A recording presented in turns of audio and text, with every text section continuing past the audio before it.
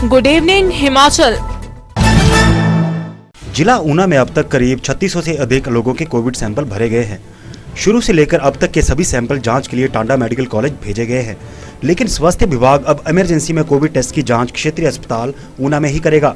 इसके लिए बाकायदा न केवल मशीन स्थापित की गई है, बल्कि टेक्नीशियन को भी तैनाती दे दी गई है। रविवार को कंपनी के इंजीनियर बाकायदा क्षेत्रीय अस्पताल पहुंचे और मशीनें फिट करने के साथ ही टेक्नीशियन को ट्रेनिंग भी दी। स्वास्थ्य अधिकारी डॉक्टर निखिल शर्मा ने बताया कि क्षेत्रीय अस्पताल में कोविड टेस्ट की मशीन स्थापित की गई है, इसके लिए टेक्नीशियन को ट्रेनिंग दी गई है। क्षेत्रीय अस्पताल में केवल सर्जरी या फिर आपातकाल के लिए ही कोविड टेस्ट किए जाएंगे। इसके अलावा अन्य सैंपलों की जांच रूटीन की तरह टांडा मेडिकल कॉलेज में की जाएगी। जैसा कि आपको पता है कि ट्रूनेट मशीन है, जिससे कम लोड वाले जो सैंपल्स हैं, मतलब कम गिनती के सैंपल्स हैं, वो लगाए जा सकते हैं।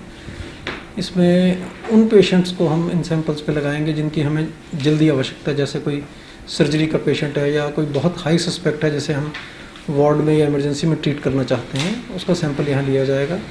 और बाकी के जो सैंपल हैं फील्ड से आ रहे हैं और जो कम सस्पेक्ट वाले हैं, उनको हम उसी तरह पहले की तरह RPGMC टांडा भेजते रहेंगे।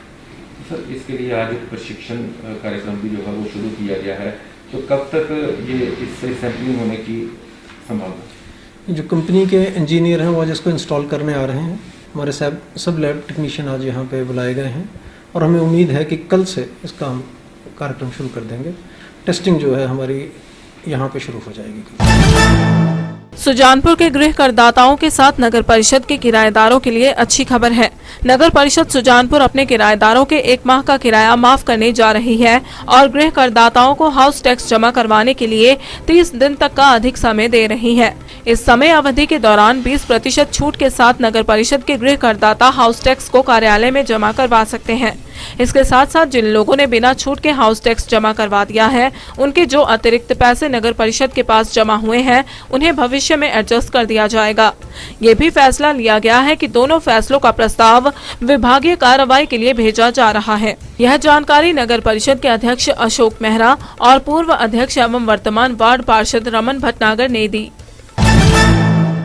जीतेगा हमीरपुर, जीतेगा भारत, हारेगा कोरोना मिशन के तहत doctor Pushpendra Verma fan club ने ऑटोमेटिक हैंड सैनिटाइजेशन मशीन और 8 litre solution government medical college Hamirpur में लगवाई। इस मौके पर डॉक्टर पुष्पेंद्र वर्मा ने यह मशीन चिकित्सा अधीक्षक डॉक्टर अनिल वर्मा को भेंट की। डॉक्टर पुष्पेंद्र वर्मा ने कहा कि अस्पतालों में संक्रमण की संभावना ज्यादा रहती है, इसलिए इसे मरीजों और उनके तीमारदारों के लिए गेट पर लगवाया गया है। डॉक्टर वर्मा ने कहा कि इस महामारी में सबको सावधान रहने की जरूरत है। चिकित्सा अधीक्षक ने क्लब के सदस्यों का धन्यवाद किया और उनकी प्रशंसा की। वर्मा फैन क्लब की तरफ से आज हमने ये जो ऑटो हैंड सैनिटाइजेशन मशीन जो है वो आज डोनेट करी है यहाँ पे मेडिकल कॉलेज में, ताकि लोगों को सुविधा हो कि वो जब भी आएँ तो अपने हाथ जो है वो सैनिटाइज कर लें और हॉस्पिटल में जाने के बाद भी हाथों को सैनिटाइज कर लें, ताकि संक्रमण का जो खतरा है वो कम से कम उनके लिए रहे। क्योंकि अगर अस्पताल जो हैं ऐसी जगहें हैं जहाँ पे एक्सपोजर के जो चांसेस होते हैं वो बहुत ज़्यादा होते हैं, तो जितना हम सावधानी बरतेंगे, सफाई रखेंगे, सैनिटाइजेशन रखेंगे, हम कोरोना से बचे रहेंगे। कोरोना काल में अपने घर लौटे लोग रोजगार को लेकर चिंता न करें। जयराम सरकार उनके लिए व्यापक नीति बना रही है।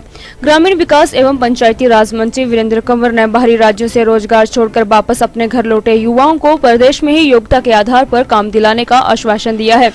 वीरेंद्र कंवर ने कहा कि अभी तक मनरेगा योजना के तहत प्रदेश में 2,40,000 परिवारों को काम दिया गया है। अगर और डिमांड आती है तो और रोजगार उपलब्ध करवाया जाएगा। इसके साथ ही उन्होंने बिलासपुर में खेतों में चल रही गाय के विस्फोट में घायल होने के मामले पर जल्द कड़ी कार्रवाई करने के निर्देश दिए हैं।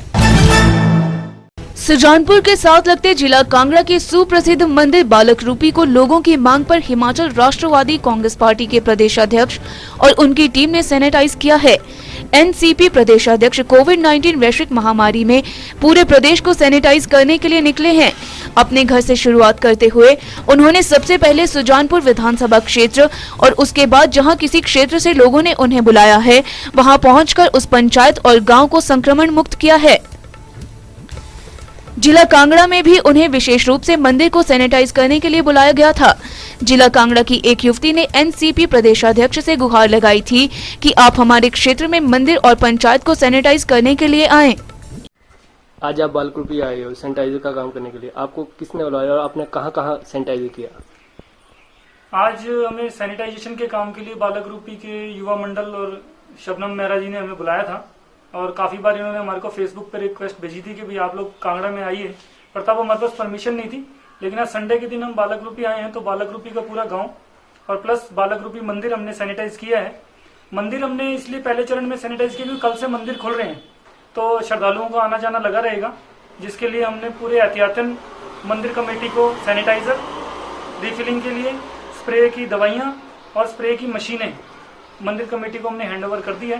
बाड़पन जी हमारे साथ में थे और आगे भी हम आते रहेंगे जब जब यहाँ दवाइयाँ खत्म हो जाएंगी। मंडी जिला के जिम संचालकों ने सरकार और प्रशासन से जिम शुरू करने की अनुमति देने या फिर जिम संचालकों के लिए राहत पैकेज जारी करने की मांग उठाई है। जिम संचालकों का एक प्रतिनिधि मंडल डीसी मंडी ऋग्वेद ठाकुर से मिला और उन्हें मांग पत्र सौंपा। प्रतिनिधि मंडल में विनोद, यतीश कटोच, अरुण ठाकुर, बाबू और सैंडी सहित अन्य जिम संचालक व फिटनेस ट्रेनर मौजूद रहे। उनका कहना है कि जब भारत सरकार ने सभी दुकानों, कार्यालयों और अन्य प्रकार के संस्थानों को सुचारू कर दिया है तो फिर जिम खोलने की अनुमति क्यों नहीं दी जा रही है।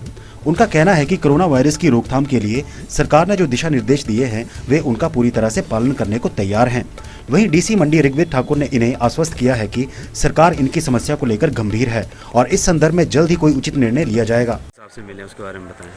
देखिए सर, मैं नीर चौक रॉयल जिम का ऑनर हूँ और मेरी इस हिसाब से ये विनती है कि जैसे आपने हर सेक्टर खुलवा दिया है वैसे हमारे जिम को भी खोलने की अनुमति प्रदान करें। जैसे कि कोविड-19 वायरस चला हुआ है तो जो भी गाइडलाइन सरकार द्वारा हमको मिलेगी हम उसका पूरा पालन करेंगे। सोशल डिस्टेंसिंग वगैरह हर एक चीज़ का पालन करेंगे। देखिए सर, जैसे ही आप सबको पता है कि जिम बंद पड़े हुए 2.5 महीने से, तो हमारी इनकम का कोई भी सोर्स नहीं है आजकल। तो हमारी भी फैमिली है, क्या हम लोग भूखे मर जाएं? हमारे साथ कई ट्रेनर भी जुड़े हुए हैं जिनको हमने पेमेंट वगैरह देनी है, तो हमारे पास जो है इनकम का कोई सोर्स नहीं है। और जो हमारे मैक्सिमम जिम है वो सारे रेंटेड है और हर एक जिम का रेंट जो है जो 20,000 से लेकर 1 लाख तक भी जाता है। तो आज 2.5 महीने हो गए हैं तो हमारा मैक्सिमम रेंट जो है वो 1 लाख से ऊपर चला गया है। तो हमें बड़ी दिक्कत आ रही है रोज़ का गुजारा करने में भी, तो हम रेंट कहाँ से पे करेंगे। तो हमारी गवर्नमेंट से यही अपील है कि जिस तरह आपने हर एक सेक्टर को थोड़ी राहत दी है वैसे हमारे जिम सेक्टर को भी खोलने की अनुमति दें या फिर हमारे लिए कोई राहत का पैकेज दें।